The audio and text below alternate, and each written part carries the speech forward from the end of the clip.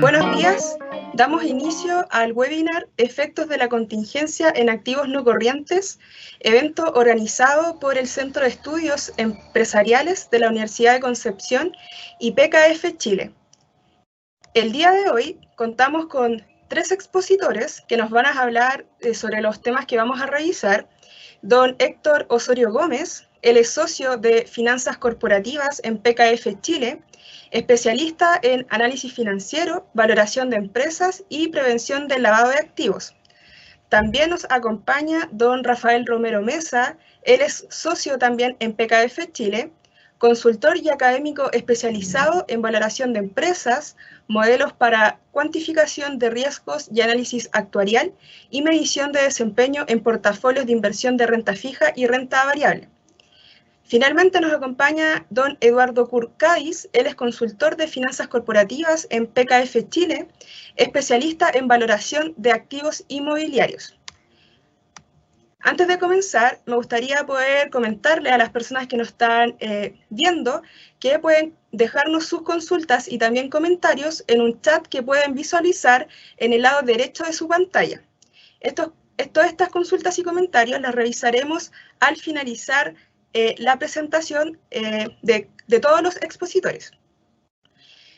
También quisiera mencionar que esta presentación y la grabación de este evento se las enviaremos a los correos por los cuales ustedes se inscribieron para este evento. También, el día de hoy, este webinar, tal como menciona el nombre, ¿cierto?, del evento, está enfocado en los temas de activos no corrientes. En este contexto, comenzaremos con un análisis del entorno económico tras el COVID-19. Después revisaremos un análisis del sector inmobiliario y finalizaremos con un pequeño análisis relacionado con el impacto que tiene este contexto actual, dadas las normas internacionales de información financiera en los estados financieros. Quiero dejar ahora al primer expositor, que es don Rafael Romero, quien nos hablará sobre este análisis económico tras la pandemia COVID-19. Rafael, te escuchamos. Ya, muchas gracias, Stephanie, nuevamente. Análisis del contexto económico. El foco que vamos a hacer en esta ocasión es pensar en América Latina. América Latina, ¿verdad? Muchos socios comerciales de Chile son países latinoamericanos, y luego nos vamos a focalizar en algunas proyecciones sobre el impacto del COVID en Chile. Entonces, los contenidos que vamos a ver hoy día es Latinoamérica antes del COVID-19, pandemia del COVID-19, que es un shock sin precedentes, ¿verdad? Ha sido único en su historia. En los últimos 60, 70 años no tenemos un registro de algo similar. Vamos a discutir algunos canales de transmisión de la crisis, impacto en la economía latinoamericana, impacto en algunos sectores de América Latina, luego impacto en Chile y algunas consideraciones positivas que se esperan después de que salgamos de esta crisis. Partiendo con América Latina. América Latina, acá tenemos la información desde 2002 hasta 2019, ¿verdad? Tenemos altos y bajos. En los últimos 8 años, la tasa de crecimiento de América Latina viene a la baja. De hecho, el último año, 2019, tuvo una tasa de crecimiento de apenas 0,1%. Chile, junto con los restos de los países latinoamericanos, comparte de que ha tenido episodios de agitación social. Eso no es exclusivo de Chile, sino que también de varios países latinoamericanos. Por otro lado, recuperación y estabilización de los precios de varios commodities ha ayudado un poco la situación, y eso a su vez ha mejorado los términos de intercambio. Algunos datos específicos sobre América Latina. Tenemos, por ejemplo, que en los últimos 6 años, de 2014 a 2019, tenemos un crecimiento muy bajo. De hecho, ha sido del orden del 0,4%, que es uno de los registros más bajos desde 1951. Con respecto al margen fiscal, es decir, la holgura fiscal, se ha contraído. La deuda pública ha aumentado del 30% del PIB a más del 45% en 2019. Incumplimientos tributarios tenemos 300, ¿verdad? Muchos recursos, 325.000 millones de dólares de incumplimiento, que es alrededor del 6,1% del PIB de toda la región. Por otro lado, los ingresos tributarios son solo del orden del 23% del PIB, que es mucho más bajo comparado con el 34% del PIB de los países de la OCDE. Muy bien, pandemia del COVID es un shock sin precedentes, como lo habíamos mencionado al inicio. Es una pandemia global, no está enfocado ni en países de bajos ni medios ingresos, afecta a todos los países. Tenemos históricamente una tasa de interés históricamente baja, ¿verdad? Otras crisis que hemos tenido en el pasado, por ejemplo, se han gatillado por tasas de interés excesivamente altas. Tenemos un mundo mucho más integrado. ¿Ah? Tenemos una crisis que está generando efectos indirectos en toda la cadena de suministros. Las reacciones de los gobiernos, las empresas, los consumidores y los medios de comunicación han creado un shock simultáneo de oferta y demanda. A pesar de que la tasa de mortalidad de este virus no parece ser tan alta, ¿verdad? Es mucho más contagioso y ha tenido, por lo tanto, muchos impactos económicos muy fuertes. Con respecto a la cadena de transmisión, ¿verdad? Podemos plantear que desde la disminución de la actividad económica tenemos también un impacto fuerte en la demanda de turismo de la región, que es importante, interrupciones en las cadenas globales de valor, caída de los precios de los productos básicos, fuga de capitales de la región, caída de las remesas recibidas, ¿verdad? Porque es una fuente de ingreso importante de muchos países estas remesas. Entonces, todos estos elementos, ¿verdad?, hacen que la crisis se vaya agravando. Algunos datos para América Latina. De acuerdo al Fondo Monetario Internacional, la actividad económica, ¿verdad?, va a afectar a América Latina debido a que socios importantes, por ejemplo, la eurozona se espera una contracción del orden del 10% y Estados Unidos del 8%.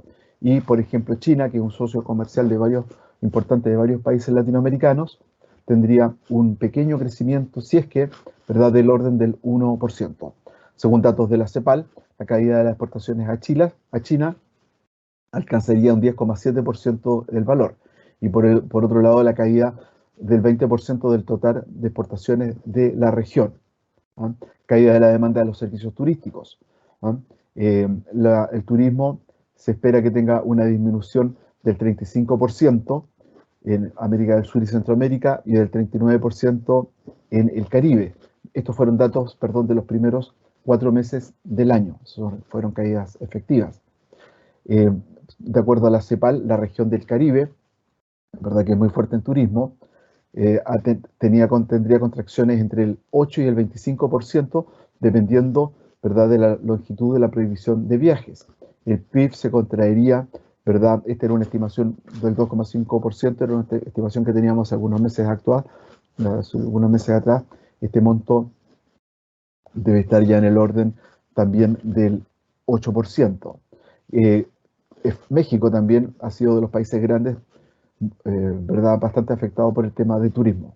Con respecto a la interrupción de las cadenas globales de valor, ¿verdad?, los más afectados son países grandes, México y Brasil, países que importan partes y bienes intermedios desde China para sus sectores manufactureros. Por otro lado, caída de los precios de los productos básicos, ¿ah? Entre enero y marzo, ¿verdad?, para el cobre, soja o soya, azúcar y café, vimos caídas del orden del 8 al 22%, e incluso hubo un evento en que los futuros del precio del petróleo fueron precios negativos. Con respecto a la fuga de capitales, por ejemplo, el índice ENVI, ¿verdad?, se duplicó de 346 puntos básicos a 303 puntos básicos. El profesor Eduardo Kurt va a profundizar sobre esta variable para hablar sobre los impactos en la tasa de descuento. Dificultades de pagos en algunas grandes empresas latinoamericanas como consecuencia de la depreciación del valor de sus monedas. Y finalmente, caída de las remesas recibidas. Como se fue comentado, muchos países latinoamericanos, ¿verdad?, cuentan con esta fuente de ingresos. Tenemos disminuciones aproximadas del orden del 20%. Esto sería explicado por caída, ¿verdad?, o alzas en el desempleo en Estados Unidos y España, ¿no? Por ejemplo, se espera que remesas para países como Haití, que representan del orden del 30% del PIB, y 20% para El Salvador y Honduras, ¿verdad?, estos países se vean fuertemente afectados por la caída en las remesas. Muy bien, viendo el tema ahora de las proyecciones para América Latina, desde el punto de vista de la contracción del PIB, tenemos un rango, ¿verdad?, las últimas estimaciones que van desde una caída del 7,2 al 9,4. Eso sería para la región. Se espera que la tasa de pobreza aumente al orden del 37,2%. La tasa de extrema pobreza también llegue al 15,5%. Eso, ¿verdad?, son muchos millones de personas que estarían cayendo en esta situación. Aumentos importantes en la tasa de desempleo, del orden del, ¿verdad?, entre 2019 teníamos una tasa de desempleo de 8,1%, se espera que suba a 13,5% en la región para 2020. Y a su vez se espera un aumento en la desigualdad medida por el índice de Gini. Con respecto a los sectores económicos, tenemos sectores que han tenido un impacto muy fuerte, otros un impacto importante, significativo, y otros un impacto moderado, pero todos los sectores económicos han tenido impacto. Eso es indudable, eso lo vemos, ¿verdad?, en el día a día. Los servicios más evidentes son servicios de turismo, eso lo vemos, ¿verdad? La gente no está viajando. Industria cultural tradicional, ¿verdad? No tenemos teatro, no tenemos conciertos. Hoteles y restaurantes, transportes, ¿verdad? Para el caso de Chile conocemos el caso de la TAM. Con respecto, ¿verdad?, a temas de servicios, tenemos, por ejemplo, el caso del Hotel Enjoy. Ayer se anunciaba el caso también de Baltus. Entonces tenemos, ¿verdad?, en la industria de servicios en general un impacto muy fuerte. Un impacto significativo, dependiendo de los países: minería, electricidad, gas, construcción y materiales de construcción, servicios empresariales, actividades financieras, bebidas, muebles y maderas, industria química, electrónica. Impacto significativo. Y un menor impacto, bueno, están relacionados con, ya sea con bienes de consumo, agricultura, ganadería, pesca, producción de alimentos para el mercado interno, temas relacionados con insumos médicos, medicamentos, telecomunicaciones. Podemos hacer esta conferencia, este webinar, gracias a las telecomunicaciones y envases. ¿Verdad? Aquí tenemos, en esta gráfica, tenemos los sectores fuertemente afectados, los con efectos significativos y los impacto moderado. La línea azul es empleo, la línea rosada es el PIB. Por ejemplo, los sectores con un fuerte impacto en la región abarcan del orden del 34,2% del empleo formal, es decir, tenemos, ¿verdad?, una gran proporción del empleo expuesto en los sectores con fuerte impacto. Y, ¿verdad?, ese sector, ese grupo representa el 24,6% del PIB. Por otro lado, aquí tenemos, ¿verdad?, estimaciones de la CEPAL. Estiman que habrán del orden de 2,7 millones de empresas formales en la región que podrían cerrar sus puertas, con una pérdida de 8,5 millones de puestos de trabajos, sin incluir las reducciones de empleos que puedan tener las empresas que siguen en operación.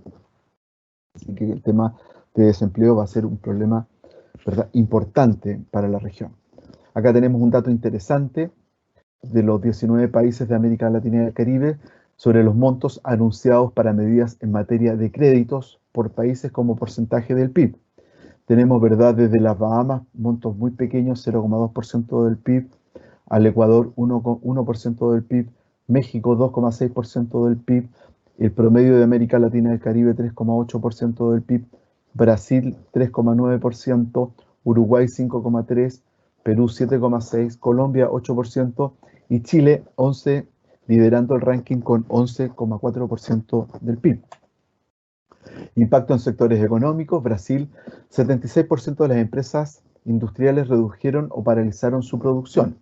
En Argentina, 44% de las empresas industriales no tenían liquidez para pagar el 50% de los salarios en abril. En el caso de Chile, el 37,5% de las empresas redujeron su personal entre abril y mayo, y el 44% de las empresas está en un estado financiero malo o crítico. cifra que aumenta al 51% entre las microempresas.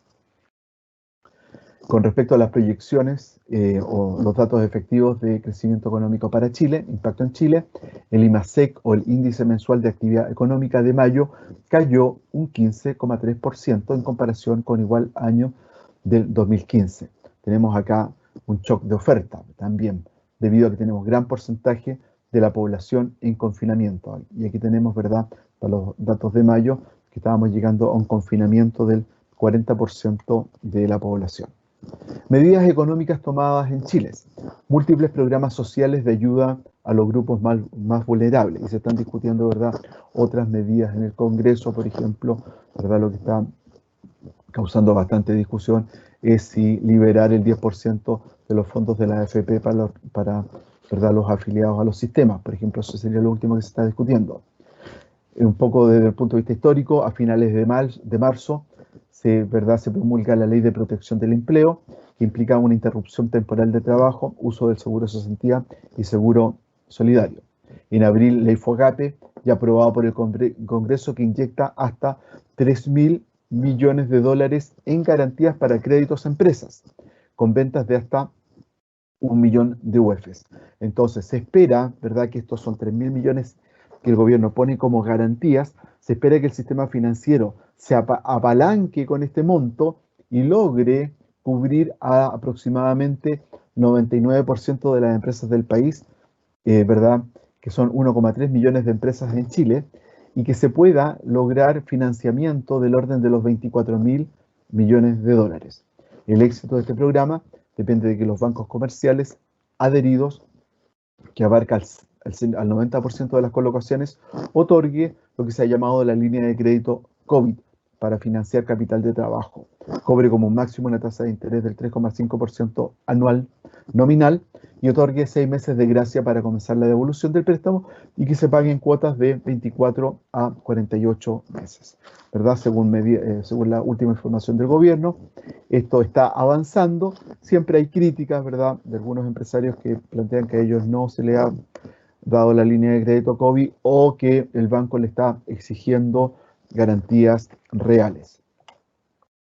Con respecto a las proyecciones, ¿verdad?, macroeconómicas para Chile, tenemos acá distintos organismos: Fondo Monetario Internacional, Banco Mundial, CEPAL, Ministerio de Hacienda, Banco Central.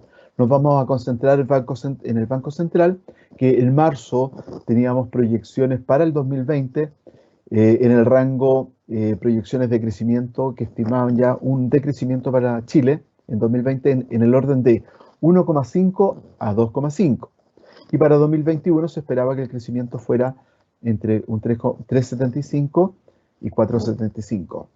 En la misma fuente, que, ¿verdad?, el Banco Central de Chile, una institución que tiene mucho prestigio en Chile, ya para junio las estimaciones para 2020 ya son más pesimistas.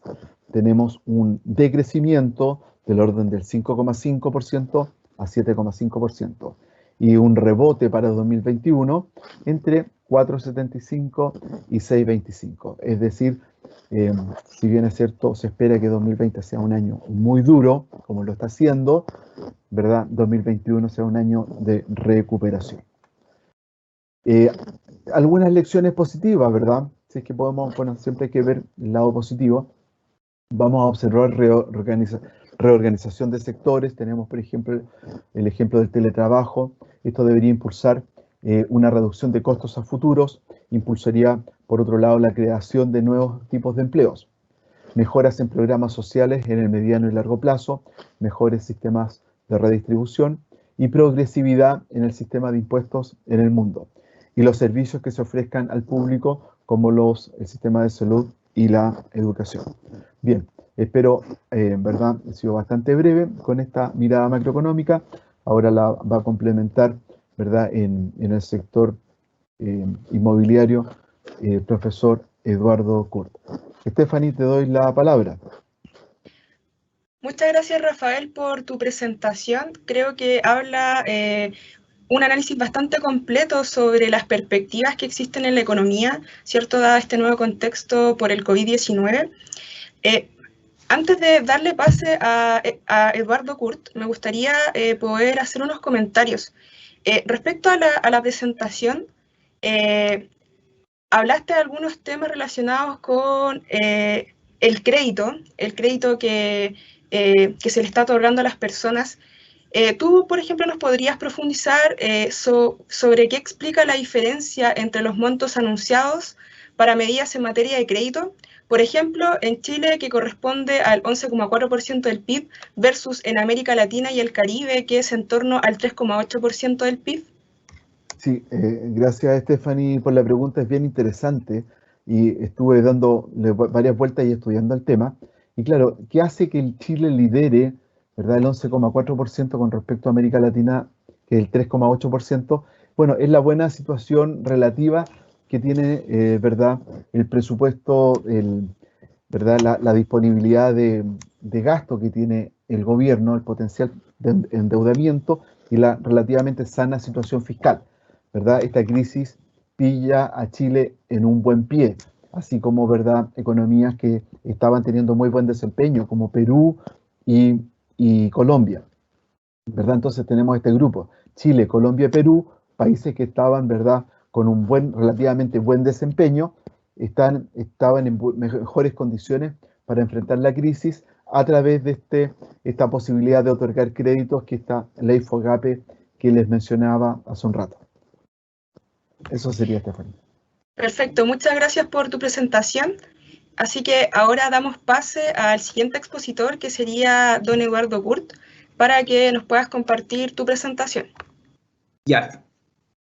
Como denominador común, en los activos no corrientes tenemos el flujo caja descontado, que se utiliza para valorar distintos activos, por ejemplo, intangibles, patente y licencia, activos biológicos, propiedad, planta y equipo y propiedades de inversión, entre otros.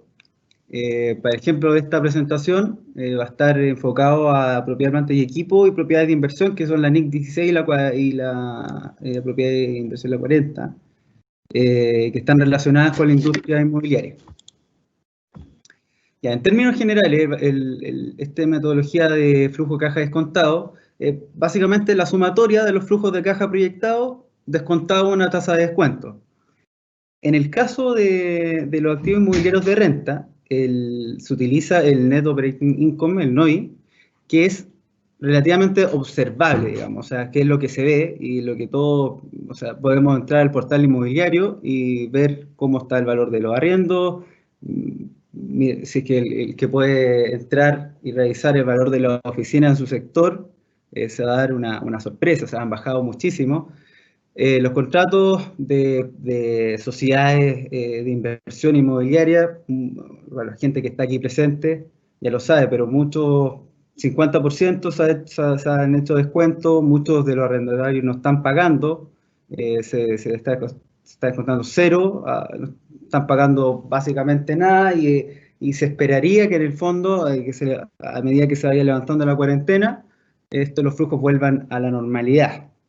Aún así las tasas de vacancia van subiendo y bueno, todo el mundo esperaría que el siguiente año esto mejorara, digamos. Lo que no es tan observable es la tasa costo-capital. La tasa costo-capital, ¿no es cierto?, ajusta por riesgo el flujo esperado. ¿Es observable? Bueno, depende. Y depende de qué modelo utilicemos. Lo que más se ocupa en este caso es el KPM. Y bueno, eso más adelante lo vamos a ver. Bueno, de la teoría a la práctica, un análisis del primer trimestre. Aquí hicimos una sensibilización de las tasas de descuento y cómo influirían en el valor de los activos inmobiliarios de renta. Ahora, ¿por qué del primer trimestre? Porque es casi grosero los efectos del mercado, cómo se ha movido. Esto es un punto de vista teórico, digamos, relacionado a la metodología de flujo caja descontado. ¿Qué indicador clave? El Credit Default Swap, que es un CDS, una especie de seguro, digamos, que en el fondo, si es que los créditos soberanos de Chile no pagan, a mí me cubre, digamos, esto. Entonces yo voy pagando una prima, se fijan ahí, la prima va muy estable a principios de año, entrando a marzo, esto se dispara, y si pueden ver acá, se dispara desde 50%, o sea, de 50 puntos base, hasta sobre 150. O sea, estamos hablando que la prima subió más del triple. Bueno, ¿y cómo me afectaría a mí? Como inversionista. Entonces aquí lo que hicimos fue sensibilizar la tasa de costo capital ajustada al mercado chileno, utilizando el KPM y el riesgo país. Como medida utilizamos el ENVI. El ENVI básicamente es un indicador muy utilizado como riesgo país, y básicamente es la diferencia del rendimiento de los bonos soberanos chilenos versus los Estados Unidos, que se catalogaría como libre de riesgo, entre comillas. Entonces aquí vemos cómo viene el riesgo país, muy similar a los CDS que vimos anteriormente. Bueno, y aquí vemos que se dispara, o sea, estamos hablando de 1,150 puntos base, 1,5%, se dispara sobre 4% en marzo. O sea, aquí es una locura, o sea, yo no tengo recuerdo haber visto, a veces el joven que soy, no tengo recuerdo haber visto algo así. Esto es... Aquí los inversionistas básicamente estaban pensando en que todos nos íbamos a morir y el mundo se iba a acabar, o sea, es una locura. Bueno, ¿esto cómo se pasa, cómo impacta la tasa? Nosotros calculamos la tasa de descuento en términos reales, diaria, para los activos inmobiliarios en Chile, en el mercado chileno. Y está en torno al 5%, y bueno, y después llega sobre 6,5%. Para activos que son valorados como a una perpetuidad o bien a un horizonte de inversión a 10 años, 15 años, y después una liquidación con un cálculo de valor residual, impacta muchísimo. ¿Cómo impacta? Bueno, esto es cómo cambia el valor, y esto es importante que es teórico y en base al flujo caja descontado. No necesariamente se traspasaría a efectos de precio en un corto plazo por un tema del mercado inmobiliario. No es tan dinámico, se demora un poco más, pero en el fondo para transacciones en la fecha donde ocurrió esto, la gente veía que la escoba, digamos, no vendía, o sea, todos postergaron sus decisiones de inversión. Bueno, aquí nosotros hicimos cierto supuesto en esta sensibilización en base 100, o sea, un activo inmobiliario que al principio de año costaba 100, ¿ya? Flujos proyectados constantes y siempre en términos reales 9. O sea, básicamente se mantuvo constante el valor, pero aquí se ve solamente sensibilizando el KPM, insisto, una baja que llegó a un 72,8% en este valor teórico, digamos, y 108% respecto los primeros días de enero de este año. Entonces, eso es como me impacta el valor de lo que está pasando, de esta crisis con estas volatilidades en el primer trimestre. Ahora tendió un poco a estabilizarse, pero no se ven aún rasgos de que vaya a volver en el corto mediano plazo a los valores que teníamos antes. El deterioro de los activos. ¿Qué indica la norma para las empresas que estén bajo IFRS? La NIC 36 obliga a estimar el importe recuperable de un determinado activo en el momento que exista una indicación de que puede haberse deteriorado su valor. Se define como valor recuperable el valor entre el precio de venta neto y el valor de uso, que corresponde al valor presente de los flujos efectivos estimados, que básicamente es el mismo que vimos anteriormente. ¿Cuándo se reconoce la pérdida? Bueno, cuando el valor libro sea menor al valor recuperable. Entonces, es súper importante esto, sobre todo para empresas del sector de inversión inmobiliaria, porque en realidad si en el fondo la norma me obliga, cuando hay indicaciones o hay elementos del mercado que me digan, perdiste valor, la idea es que se reconozca esto porque en realidad IFRS está para la toma de decisiones. Así que eso es. Dejo la palabra a Héctor Osorio, que viene a continuación.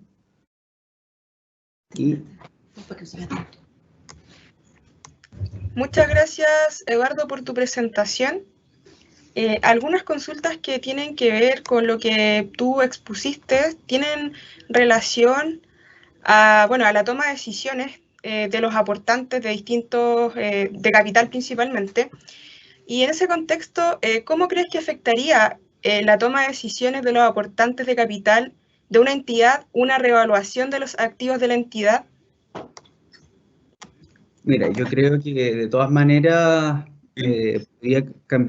podría cambiar la toma de decisiones en la medida que sea evidente que los activos se han deteriorado. Ahora bien, si es que mi empresa, o la empresa que estoy evaluando, todos sabemos que hay básicamente dos modalidades que están al costo. Al costo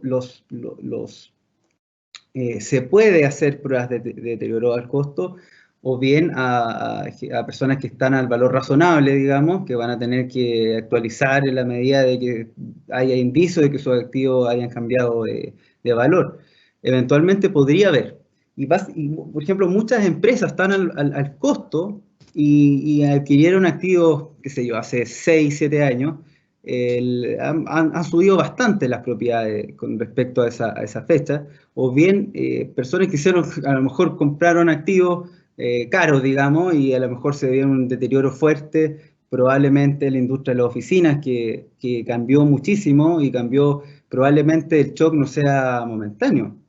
Quizás el efecto en la industria de oficinas, de inmobiliaria de oficinas, tenga efecto permanente. O sea, eso lo que debería, mucha gente dice que eso sería esperable. Eso. Muchas gracias, Eduardo, por resolver esta consulta.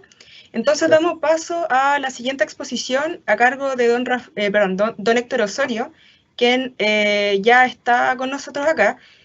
Lo único que te pediría, Héctor, es que puedas colocar también tu presentación en modo presentación, porque al menos la puedo visualizar solo como la presentación abierta por PowerPoint. Ok. Bueno, ¿me escucha con claridad? ¿Me escucha con claridad, Stephanie? Sí, te escucho con claridad y también veo bien tu presentación. Agradezco tus palabras de presentación, agradezco también a los expositores que me precedieron. Como ya habrás comentado, tuve algún problema técnico, pero ya resuelto. Así es que me aboco al desarrollo de la presentación, no sin antes agradecer, pero de verdad con especial afecto, a la red de exalumnos de la universidad, la red de alumnos más bien, o de estudiantes que ha cooperado con esta actividad, invitando a muchos de sus miembros, miembros entre los cuales también me cuento, por cierto. También a algunos académicos de la Facultad de Ciencias Económicas y Administrativas que están siguiendo la presentación. De verdad, para mí como exalumno es muy grato poder contar con la presencia de ustedes, al igual que el resto de las personas que nos están escuchando esta mañana. También comentarles, previo a la presentación, que el trabajo que hemos tenido con la Universidad de Concepción ha sido realmente productivo. Hemos logrado mezclar en forma muy exitosa la sapiencia académica con la práctica profesional, y eso de verdad es algo que contribuye en ambos lados del río, digamos. Bueno, dicho eso, quiero comentarles que, rescatando las ideas que nos presentaba Eduardo en la presentación que acaba de finalizar, tenemos que preguntarnos un poquito más en genérico, ¿cuál es la importancia de los estados financieros? La importancia de los estados financieros, es, primero, nos da información. ¿Contamos con información a través de los estados financieros? La respuesta a eso es eventualmente. Eventualmente. ¿Por qué eventualmente? Porque la información es aquello que nos quita incertidumbre. Y la incertidumbre la vamos a obtener muchas veces, vamos a obtener la certidumbre del mercado. Vamos a poder saciar nuestra sed de información con antecedentes de mercado. O sea, no me digan hoy día que no es evidente que LAN va a tener un resultado negativo sin que todavía hayamos visto sus estados financieros. Es evidente, va a ser evidente al revés también.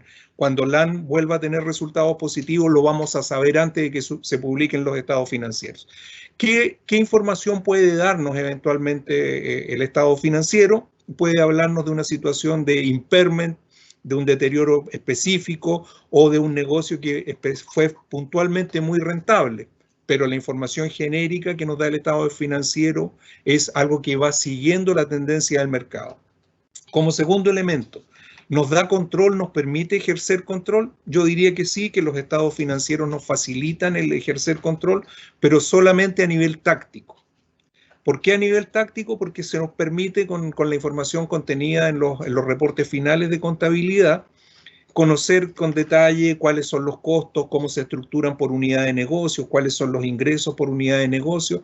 Nos ayuda a controlar, pero no es algo que sea infinitamente poderoso, porque cuando hablamos de contabilidad, y vuelvo a esto en un minuto, siempre estamos hablando del pasado. ¿Qué nos ayuda o dónde está la importancia o dónde veo yo la importancia central? Como analista financiero, yo veo que la proyección de los estados financieros es algo que de verdad es significativo. Muchas veces y a lo largo de la historia ha habido discusiones entre si efectivamente la información contable sirve para algo. Y sistemáticamente se nos dice la información contable no sirve porque mira al pasado, cosa que es verdad, en circunstancias que los precios miran al futuro, lo que también es verdad. Sin embargo, para que podamos mirar hacia el futuro necesitamos de alguna forma conocer algo del pasado, saber cómo se comportan ciertos elementos, saber cómo se correlacionan algunos parámetros, algunas variables del estado financiero con otras variables de la economía. Cuando hacemos análisis financiero, cuando queremos valorar activos, como era el caso que nos acaba de presentar Eduardo, necesitamos proyectar. Y a partir de los estados financieros recogemos información que nos permite esa proyección. Por otra parte, ¿qué es IFRS o NIF? IFRS o NIF es un sistema de homogenización contable. ¿Por qué queremos homogeneizar la contabilidad? Porque lo vemos dentro de una lógica de integración de mercado, de globalización, si se quiere. Necesitamos que un analista financiero en cualquier parte del mundo pueda leer los estados financieros de una compañía que está situada en un mercado distinto. Recordaremos los que trabajamos en esto de las finanzas, que solíamos tener problemas con los analistas externos cuando trataban de entender la corrección monetaria. Era un tema que para los contadores nos resultaba muy claro, pero para el analista financiero extranjero era un tema muy difícil de manejar. Hoy día ya con este intento de normalizar a nivel agregado, de homogeneizar las normas, estamos logrando que la lectura de los estados financieros entre los distintos países sea más coherente. También aquí debo mencionar que hay dos normas principales que hoy día están en el 90% de los países del mundo, que son el IFRS o las NIF en español y las GAAP norteamericanas, la US GAAP. Todavía son sistemas que coexisten, sin embargo, tanto el Colegio Americano de Contadores como la entidad que desarrolla las IFRS tienen el acuerdo de mantenerse trabajando con criterios similares para que no se produzcan disensos materiales en la información que se está presentando. O sea, en el mundo vamos hacia un modelo unificado de contabilidad, cosa que es muy interesante. La idea de normalizar también pasa por recoger información de mercado. Cada vez queremos meter más al mercado o la información de mercado dentro de lo que está pasando en el reporte contable. Y eso va a afectar resultados y al afectar resultados afecta dividendos o retiros según corresponda. Ahí hay un tema central. Si afectamos los resultados acercándonos al mercado, probablemente la política de dividendos va a ser más coherente con los resultados financieros de la compañía, no solamente con los resultados contables. ¿Y cuál es la lógica de todo esto? Disminuir disminuir, ojalá cerrar, nunca vamos a poder cerrar la brecha. ¿Qué brecha? La brecha entre valores contables y valores de mercado.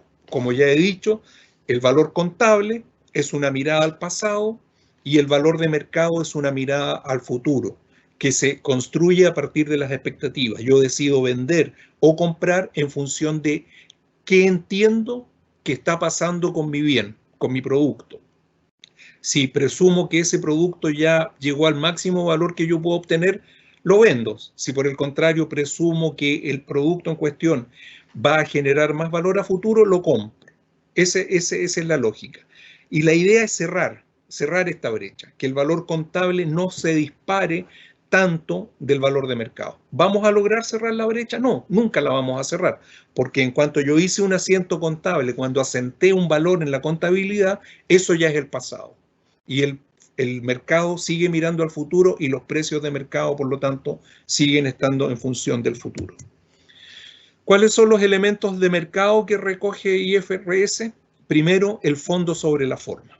Es una cuestión muy central que nace también del hecho de que al final la norma internacional viene de la norma británica, que es consuetudinaria por definición. La idea es contabilicemos, recojamos lo que de verdad existe, lo que de verdad está pasando.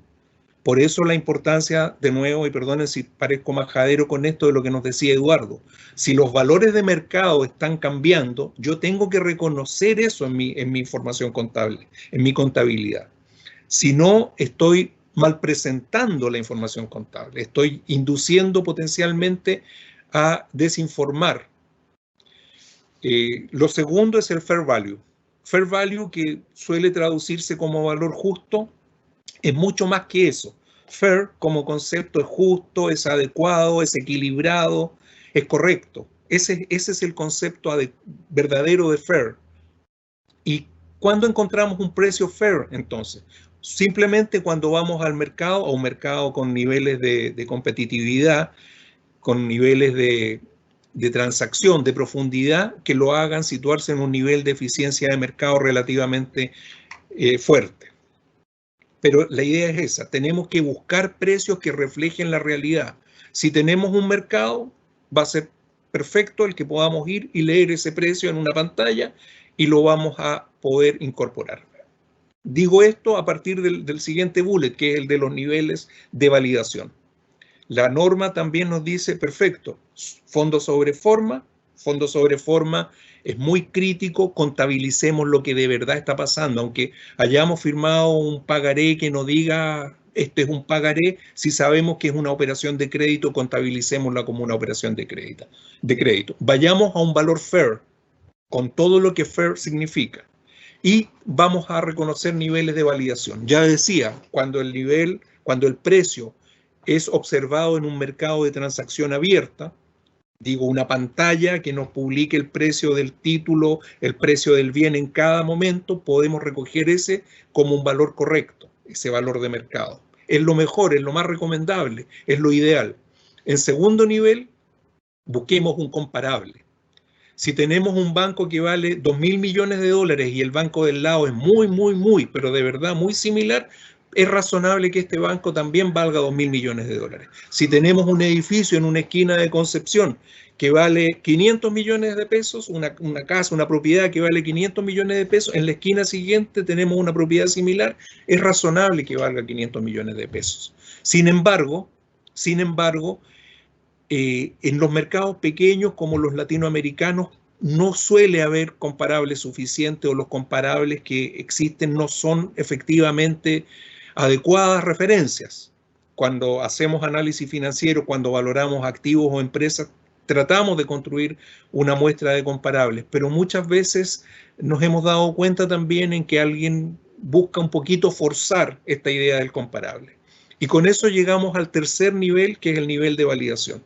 El tercer nivel, que es el nivel de modelamiento. Si no tenemos un observable a toda prueba, si no tenemos un comparable, vayamos a un modelo de valoración, que es el caso que nos va a ocurrir en el 90% de los activos que tenemos que valorar. ¿Y por qué los tenemos que valorar? Porque vamos a tener que reconocerlos en la contabilidad procurando que su valor registrado sea el más cercano posible al valor de mercado. Es un gran tema, no es trivial. Si no lo hacemos, corremos el riesgo de que esta información, de que nuestra información contable no sea correcta. Si somos administradores, si estamos en algún grado de gerencia, en algún grado dentro del proceso de generación de información contable, tenemos un riesgo personal si no nos hacemos cargo de lo que está pasando. Me refiero rápidamente a las hipótesis de mercado. Hipótesis de mercado, para quien quiera desarrollarlo un poquito más o estudiarlo un poquito más, son los desarrollos de Eugene Fama del año 70, me parece, o principios de la década del 70, en que él publica su análisis y dice lo siguiente: un mercado fuerte es un mercado en que la eficiencia hace que el mismo mercado se parezca mucho al mercado perfecto, al mercado teórico, aquel mercado que nos enseñaban nuestros profesores en la universidad, donde había una función de oferta y una función de demanda que se cruzaban. No habían distorsiones como impuestos, subsidios, tamaños de los agentes, costos de acceso, etc. Un mercado va a ser eficiente en grado fuerte si se parece al mercado teórico, al mercado perfecto. Va a ser semifuerte si es capaz de incorporar la información en cuanto ésta se cree, en cuanto ésta se haga pública.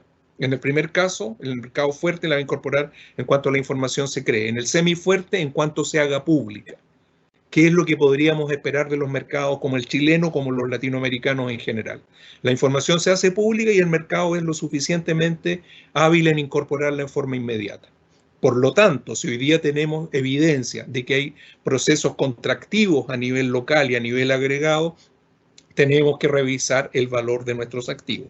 Y débil, bueno, ya es el mercado que no es capaz de incorporar la información disponible. ¿Cuáles son los aspectos críticos relacionados con activos no corrientes y de alguna forma con activos corrientes?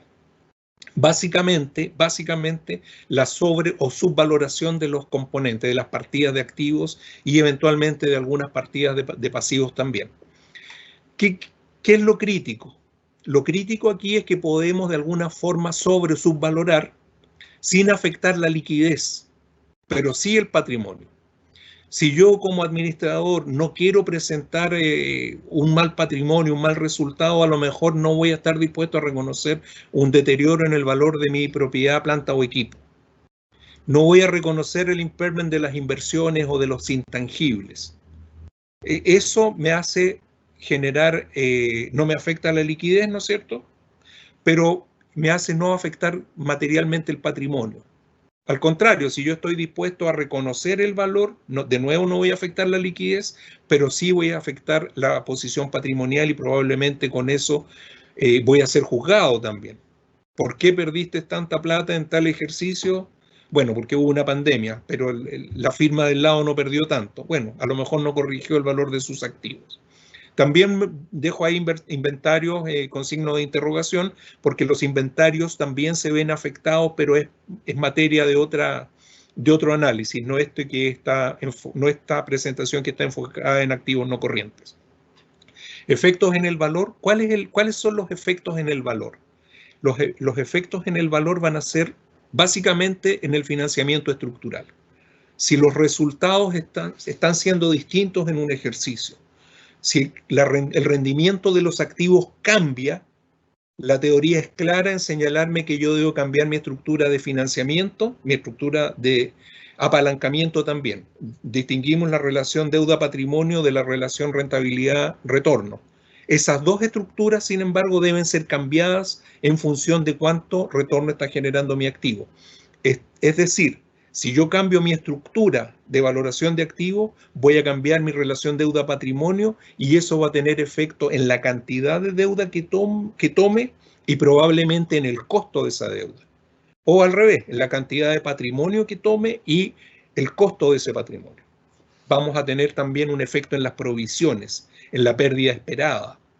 ¿Qué esperamos que suceda con nuestras cuentas por cobrar si somos, por ejemplo, una cooperativa de crédito? O si somos un banco, o si somos una firma que vende en toda una región o en dos regiones contiguas del país.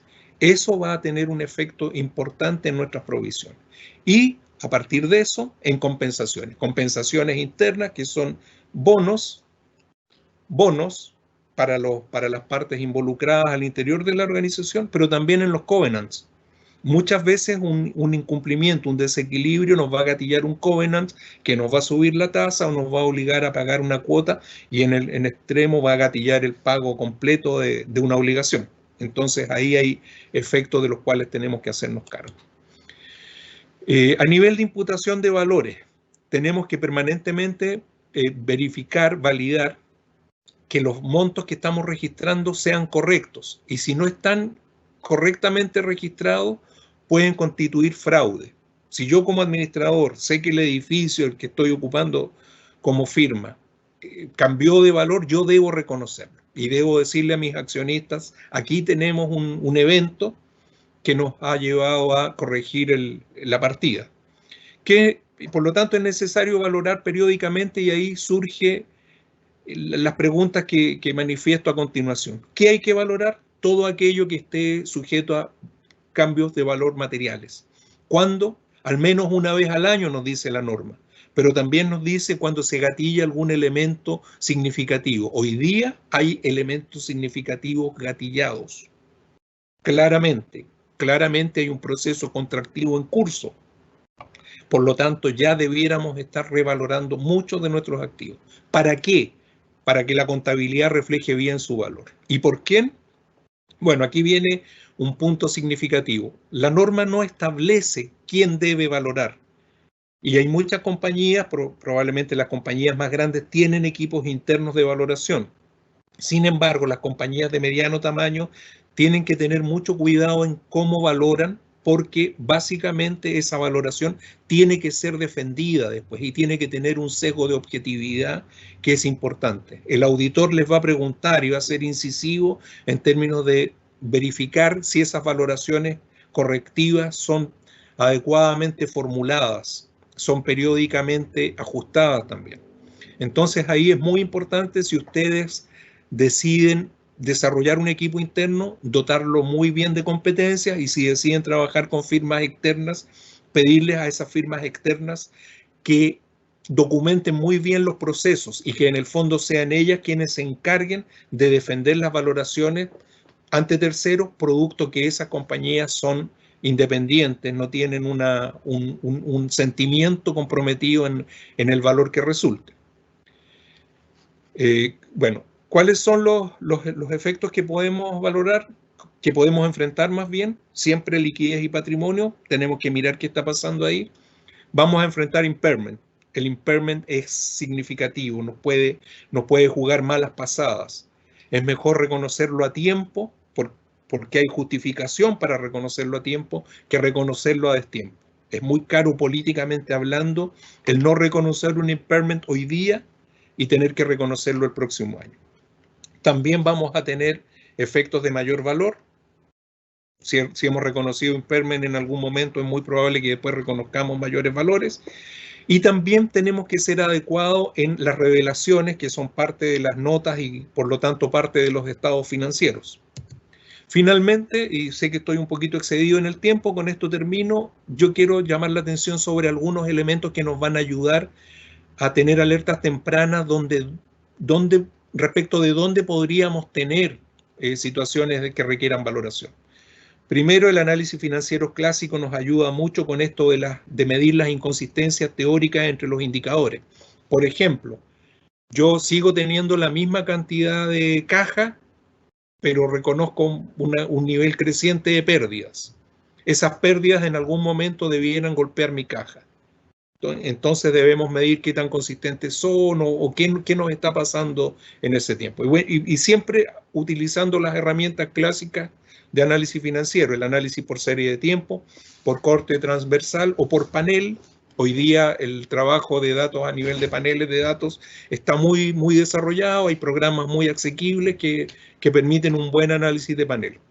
Y lo otro interesante es que nos focalicemos en las transacciones poco frecuentes o muy frecuentes, porque ahí pudiera haber algo. Y también en las transacciones poco relacionadas con el giro principal. Bueno, espero haber sido claro. Les ofrezco disculpas nuevamente por haberme excedido en unos minutos y quedo a sus órdenes. Muchas gracias, por tu presentación. Una de las consultas que llegan respecto a lo que nos expusiste, bueno, todos los elementos que se han conversado en esta presentación implican grandes cambios a futuros. ¿Podrían llevar a que algunas compañías debieran hacer un restatement? Bueno, esa es una pregunta de contadora. Sí, yo te diría que si hoy día, a ver, primero, es muy técnica la pregunta, te diría que, ¿qué es un restatement? Un restatement es una reexpresión, una reemisión de un estado financiero. Suele ser políticamente caro cuando tú te ves obligado a reemitir un estado financiero porque alguien va a sentirse molesto y va a decir que tomó decisiones con el estado financiero que tú habías emitido. Reemitir un estado financiero es algo a lo que te ves obligado si se demuestra que tú a una fecha en particular no reconociste el verdadero valor de activos o pasivos o los verdaderos resultados. Tener que hacerlo es caro políticamente, como ya he dicho, es costoso también en términos de que hay que reprocesar mucha información, pero la respuesta a esa pregunta es sí. Si hoy día no reconocemos adecuadamente un deterioro, por ejemplo, no hacemos una prueba de impairment o la hacemos mal y concluimos que no hay problemas con una inversión en la Argentina y en un año más nos damos cuenta que hoy día la inversión estaba hundida, tenemos que reprocesar, corregir y podría ser un riesgo bastante material en términos de lo que estamos conversando. Perfecto, muchas gracias por tu respuesta. Hay varias consultas que llegan desde el punto de vista del análisis inmobiliario que realizó Eduardo Kurt. En ese contexto, una de las preguntas tiene relación con uno de los gráficos que nos presentaste en relación al valor de los activos inmobiliarios, si es que no mal recuerdo. La consulta tiene que ver en específico de la siguiente forma, dice: los precios de los activos inmobiliarios debieron haber bajado de esa forma, en teoría, en un plazo de aproximadamente 10 días, luego se recuperaron en pocos días. ¿Esa es la idea más o menos de lo que nos quisiste presentar? Ya, muchas gracias, Stephanie, y gracias a la persona que hizo la pregunta. Yo creo que es importante diferenciar entre precio y valor razonable. O sea, el valor razonable, la estimación de valor que nosotros hacemos, es un valor teórico, ya aceptado por IFRS, cuando no tenemos transacciones similares, no podemos utilizar comparación de mercado, o básicamente cuando son activos de renta. Ahora, precios son transacciones, digamos, el precio al que un bien se transa. Si que yo tengo mi estado financiero, activos de renta, yo tengo que reconocer esa estimación de valor y en el fondo es súper importante hacer la diferencia, o sea, no es precio. Aparte, otro punto ahí importante es que el mercado inmobiliario se demora en el fondo en captar los efectos del mercado. Generalmente si yo tengo un supermercado que lo arriendo y veo que está en la embarrada y nadie está haciendo nada, yo no lo voy a poner a la venta. ¿Ya? Entonces, ¿cómo calculo ese valor si no tengo precios? Bueno, hay que estimar el valor razonable. Eso es. Muchas gracias por la respuesta. Otra consulta que justamente va en línea con este análisis inmobiliario dice de la siguiente forma: Recoleta ha anunciado la expansión de sus inmobiliarias populares y el control de cánones de arriendo, como por ejemplo Nueva York o Berlín. ¿Esto cómo puede impactar el mercado inmobiliario? Mira, en mi opinión, yo creo que los efectos no serían muy positivos. O sea, todos hemos visto los efectos de la fijación de precios, no solo aquí en Chile, en la historia, sino en todo el mundo. Yo lo catalogaría como un efecto negativo, digamos. Yo quizás, efectivamente, el valor de los activos residenciales, en los arriendos, es bastante caro con respecto al ingreso, pero no es una cosa que está pasando en Chile, está pasando en todo el mundo. En mi opinión, si a mí me preguntaran, y bueno, si yo fuera político, quizás reforma o leyes o mediante subsidio.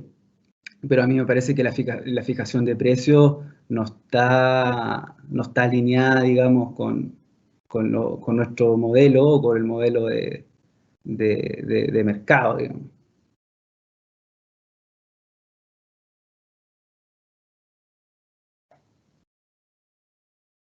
Perfecto, muchas gracias, Eduardo, por tus comentarios. Héctor, hay una consulta en relación a esta incertidumbre sobre algunos temas contables. ¿Cuál ha sido una de las recomendaciones o qué recomendación tú darías para, en el fondo, poder de alguna forma capturar en ciertos valores probablemente de mercado esa incertidumbre?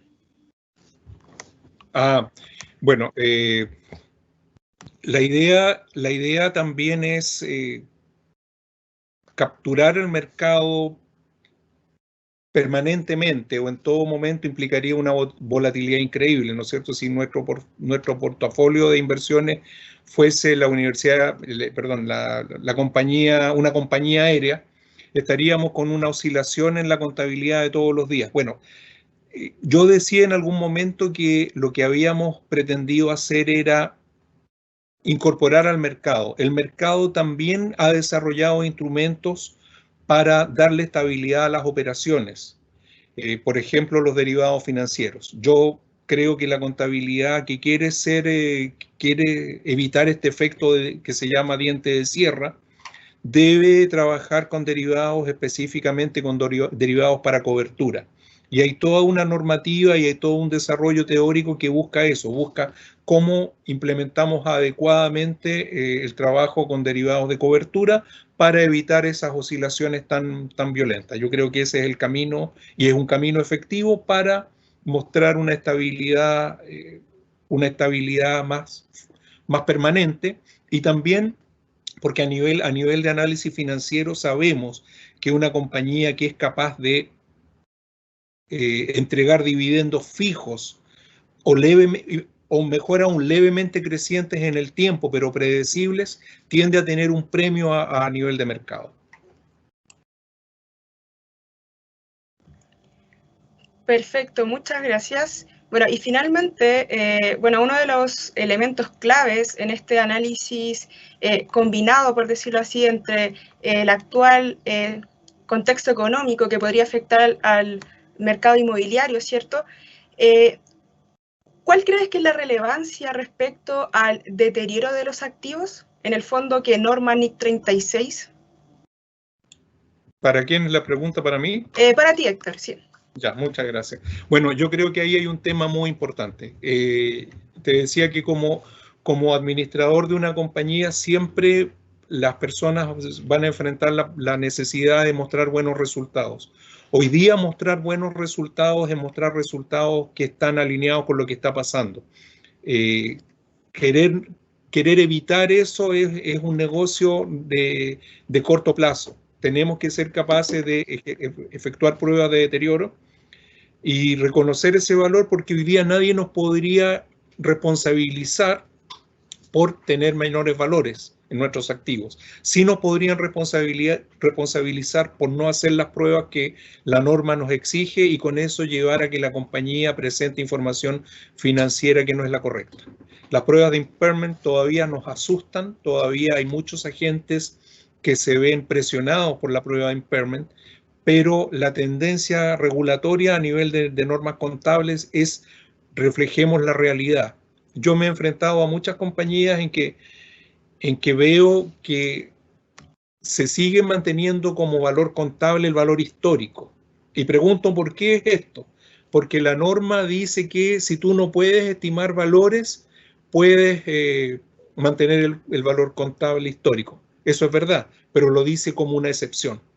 Nosotros hoy día podemos medir cosas muy sofisticadas, tenemos en el desarrollo financiero herramientas que nos ayudan a predecir o a modelar con mucho detalle. Nosotros hemos valorado desde obras de arte hasta navíos de superficie, aviones, terrenos, marcas. Las marcas suelen ser un activo muy interesante porque enfrentan volatilidades también muy interesantes. Hemos valorado carteras de clientes, equipos profesionales, etc. Entonces, hoy día lo podemos valorar todo, y no hacerlo nos lleva a correr un riesgo que no es necesario correr, porque más en los tiempos que corren, todos entendemos, todos tenemos la intuición de que los activos están valiendo menos de lo que valían hace 6 meses. Perfecto, muchas gracias, Héctor, por tus comentarios. Ya para ir cerrando este webinar, quisiera poder agradecerles a los expositores que estuvieron el día de hoy con todo el análisis que desarrollaron, tanto del entorno económico, del análisis del sector inmobiliario, que es muy importante en este nuevo contexto, y también, ¿cierto?, lo que habló Héctor relacionado con los impactos en las normas internacionales de información financiera. Cabe señalar también de que este evento fue organizado por el Centro de Estudios Empresariales de la Universidad de Concepción junto a PKF Chile, por lo que le agradecemos la presencia a todos los asistentes que estuvieron atentos a esta presentación. También recordarles que tanto la presentación del PPT lo enviaremos por correo al cual se suscribieron para este evento, y que el video de esta presentación lo podrán encontrar próximamente en el canal de YouTube del Centro de Estudios Empresariales de la Universidad de Concepción. También los invitamos a poder suscribirse a las distintas redes sociales con las que contamos, tanto en PKF Chile y el Centro de Estudios Empresariales de la Universidad de Concepción. Así que le agradezco mucho su presencia y esperamos poder contar con su participación en futuros eventos que estaremos programando. Muchas gracias. Muchas gracias. Gracias a todos.